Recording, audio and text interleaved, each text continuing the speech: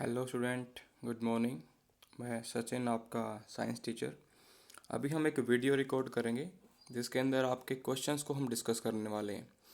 जैसा कि आपको पता है, लॉकडाउन लग चुका है, पता नहीं कब तक चलेगा। तो हम ट्राई करेंगे कि धीरे धीरे जितना ज़्यादा हो सके काम अच्छे से करें। तो आज पहली वीडियो है, इसको ट्रायल वीडियो मान सकते हो। अगर अच्छी लगी तो हम कंटिन्यू ऐसे ही बना बना कर आपको भेजते रहेंगे। तो जो हमने अभी क्लास में चैप्टर पढ़ा था, सेल वाला जो चैप्टर हमने पढ़ा था, तो उसी चैप्टर को अभी हम थोड़ा सा और डिस्कस करने वाले हैं यहाँ पर। मतलब कि in the form of question answer. School में हमने कुछ टॉपिक डिस्कस करे थे, लेकिन अब की बार हम यहाँ पर करने वाले हैं आपके क्वेश्चन आंसर्स। तो स्टार्ट कर रहा हूँ मैं यहाँ पे। तो समझने की कोशिश करना, और इस वीडियो से रिलेटेड कोई भी क्वेरी हो तो आप जो भी लाइव सेशन रहेगा हमारा, उसमें हम डिस्कस कर सकते हैं इजीली। तो फर्स्ट क्वेश्चन है आपका, who discover cell and how. And ये क्वेश्चन आपकी बुक के ही हैं, कहीं बाहर से नहीं है, तो आप इनको इजीली बुक से भी कंफर्म कर सकते हो। तो सबसे पहले पूछा गया है, who discover cell and how. हमेशा याद रखना, आंसर बच्चे को कहीं ना कहीं आता है, बट दिक्कत होती है तो हमेशा क्वेश्चन को समझने में।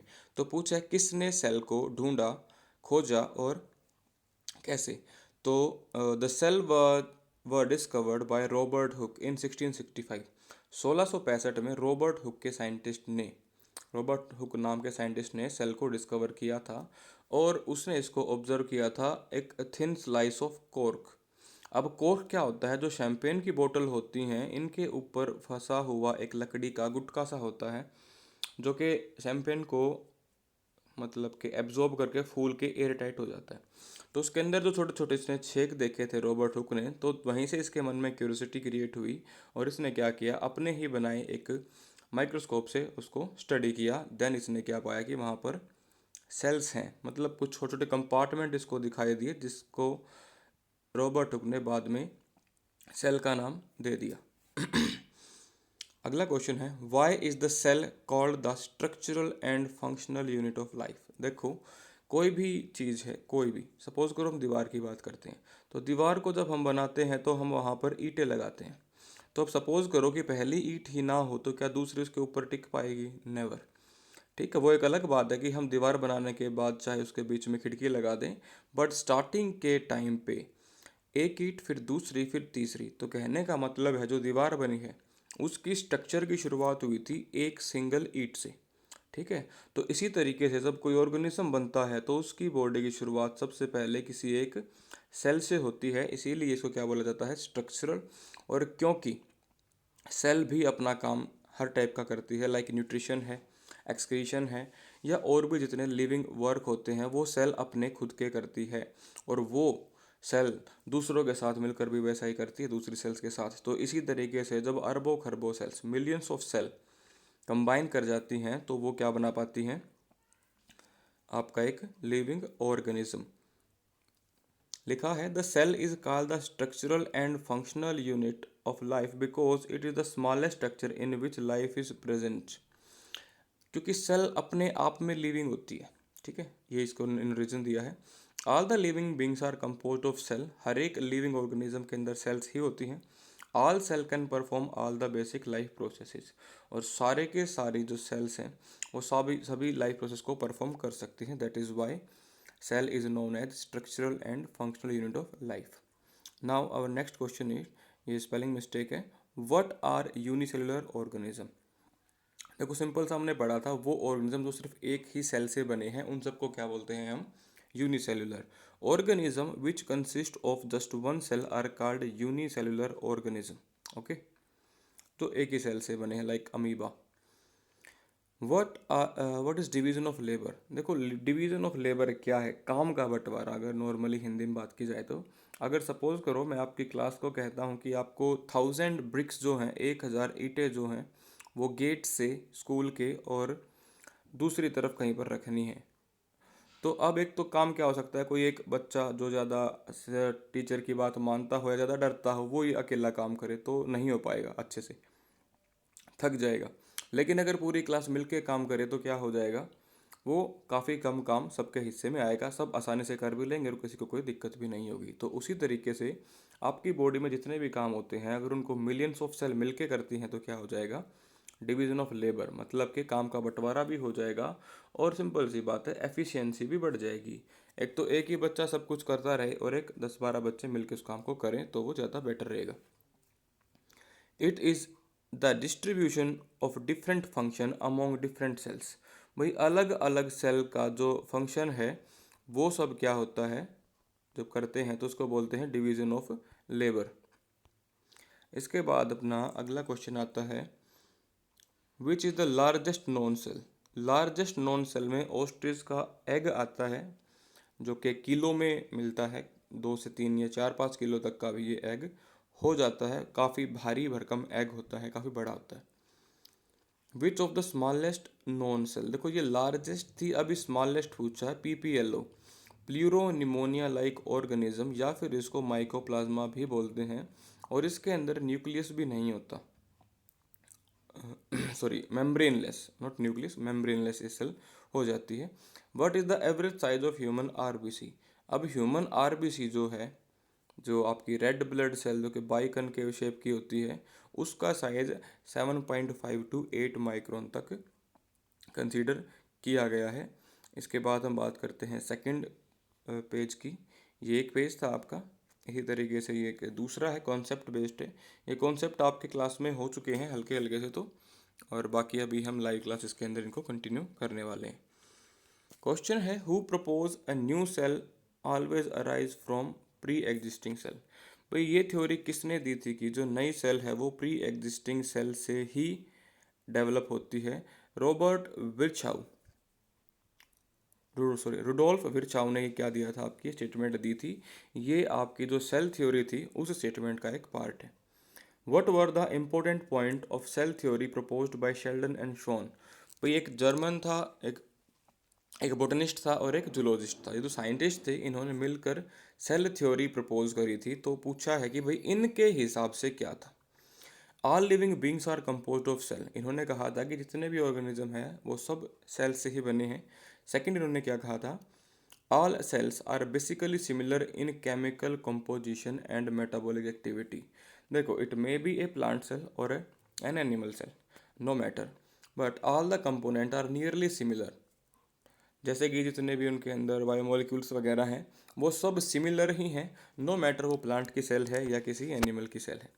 तीसरी बात इन्होंने क्या कही थी, the function of the organism are due to the interaction of constituent cells. जो फंक्शन होते हैं ऑर्गेनिज्म के वो उनकी कॉन्स्टिट्यूएंट सेल की वजह से ही हो पाते हैं। सपोज करो अभी आपने फ़ोन को पकड़ा हुआ है, ठीक है, आप अपने हाथ से कुछ लिख भी रहे हो साइड में कॉपी पे, तो ये सारी चीज़ें तभी पॉसिबल हो पाएंगे जब आपके सेल्स सारी मिलके काम करेंगी, ठीक है। So our next question is, what are some exceptions of cell theory. भाई सेल थ्योरी की एक्सेप्शन क्या है। हमेशा साइंस के अंदर आपको एक्सेप्शंस का सामना करना पड़ेगा, क्योंकि साइंटिस्ट की एक खास आदत है, या यूँ कहो गलत आदत है, जो बातें इनकी थ्योरी के हिसाब से चलती हैं उनको बोलते हैं सही सही और सही। जैसे ही कोई चीज़ गलत आती है उसको एक्सेप्शन करके छोड़ देते हैं बिना कोई रीज़न दिए, भारी भरकम सा, बस बोल देंगे एक्सेप्शन। तो वैसा ही यहाँ पर भी हुआ है। तो एक्सेप्शन क्या है, वो है बहुत सारी ऐसी सेल्स हैं जिनके अंदर न्यूक्लियस नहीं है, but according to cell theory वो होना चाहिए। जिनके अंदर नहीं है वो कौन है, आपका माइकोप्लाज्मा, जैसा कि पीछे हमने अभी बताया था, और bacteria. Virus do not have cell structure. Virus के पास सेल स्ट्रक्चर नहीं है, in spite this they can show living property. देखो वायरस एक ऐसी इन बिटवीन स्ट्रक्चर है जिसके बारे में कोई साइंटिस्ट श्योर नहीं है, इधर दे आर लिविंग और non living, they are in between. अगर ये ह्यूमन बॉडी से या किसी ऑर्गेनिज्म की बॉडी से बाहर है लिविंग स्ट्रक्चर से, तो ये क्रिस्टलाइन फॉर्म में रहते हैं जैसे कि ये मरे हुए हैं। लेकिन जैसे ही किसी लिविंग ऑर्गेनिज्म के अंदर एंटर करते हैं then they start behaving like they are living. तो वो सारी चीज़ें हैं। तो जो माइकोप्लाज्मा के बारे में मैंने बताया था, न्यूक्लियस नहीं होता, मेम्ब्रेन शायद मैंने बोल दिया था, तो मेम्ब्रेन यहाँ पर प्रेजेंट रहेगी। मेमेलियन आरबीसी की बात करेंगे हमारी, या फिर सीव ट्यूब जो प्लांट के अंदर फ्लोएम पार्ट होता है, उनके अंदर भी कोई न्यूक्लियस नहीं होता। बात करेंगे Rhizopus which is a fungi, alga है, वाउचीरिया, उनके अंदर कई न्यूक्लियस हैं, कई न्यूक्लियस को बोलते हैं मल्टी न्यूक्लिएट स्ट्रक्चर। तो ये चीज़ें कहीं ना कहीं जो आपकी सेल थ्योरी थी उसके अगेंस्ट जा कर के काम करती हैं। तो अभी अपना आएगा फोर्थ क्वेश्चन, देखते हैं क्या है। What do you mean by, ये 8 क्वेश्चन ये और वो इतने ही हम करने वाले हैं, 10-11 मिनट की वीडियो आपकी बन जाएगी। What do you mean by the term division of labour, division of labour term से आप क्या समझते हो। अभी हमने ऊपर डिस्कस किया था कि जब 4-6 पर्सन मिलकर किसी काम को करते हैं तो वहाँ पर काम का बंटवारा हो जाता है, काम अच्छे तरीके से हो पाता है। तो बस वही हमें दोबारा समझाना है यहाँ पर।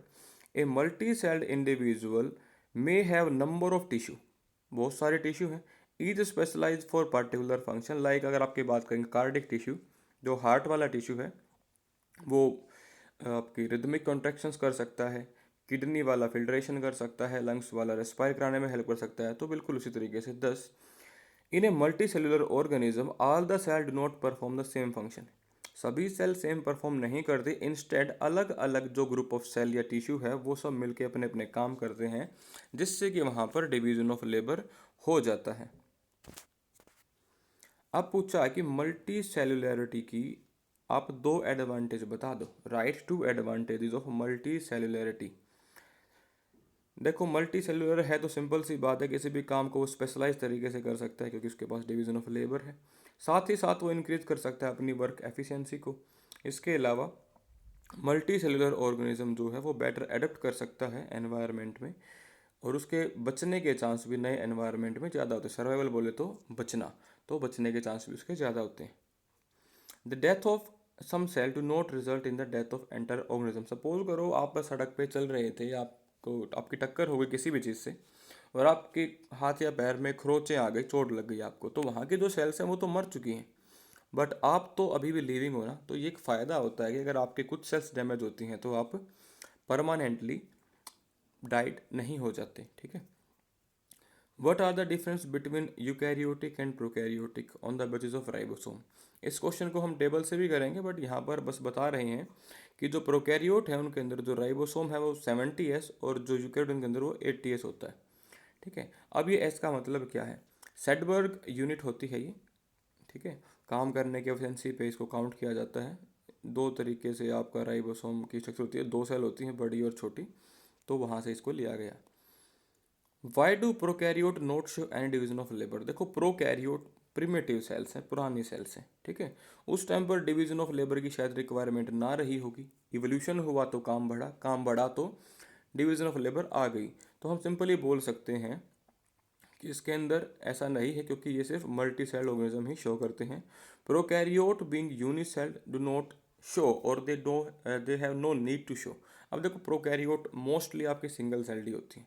अब सिंगल सेल्ड कैसे डिवीजन ऑफ लेबर दिखाएगा, वो खुद ही तो एक है।